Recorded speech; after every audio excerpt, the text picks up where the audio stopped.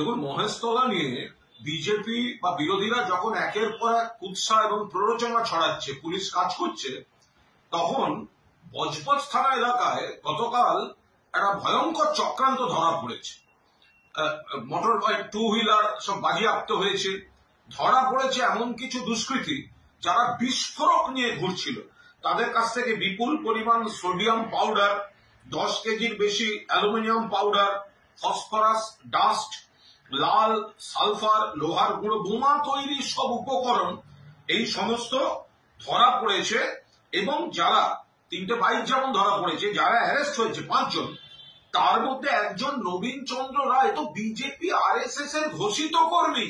একে তো অতীতেও দেখা গেছে ওদের ওখানে গিয়ে গন্ডগোল করছে, পুলিশকে তাড়া করছে। এগুলো তো ওই এলাকায় বাটা মোড় ইত্যাদি ইত্যাদি সব দেখা গিয়েছে।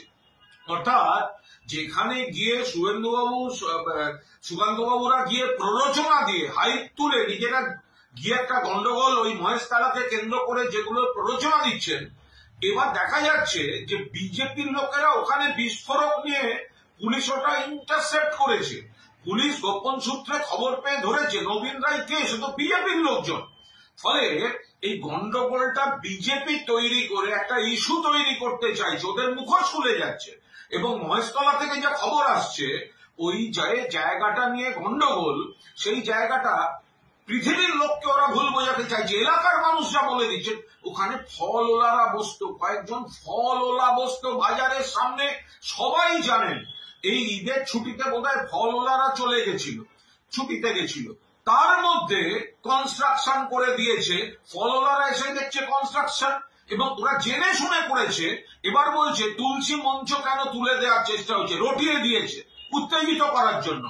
বাস্তব হচ্ছে ওখানে ফলওয়ালারা বসতো, 2-3 দিন আগে ওখানে একটা কনস্ট্রাকশন করে দিয়েছে। তারপর আবার গুন্ডা পাঠাচ্ছে ওই জায়গাটাকে আরো কি করে পরিস্থিতি ঘোরালো করা যায়। এটা হচ্ছে বিজেপির নোংরামি। এখানে পুলিশ প্রশাসন সঠিকভাবে কাজ করছে।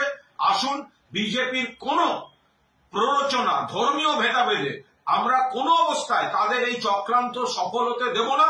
বিজেপির মুখোশ খুলে যাচ্ছে, খুলে যাবে।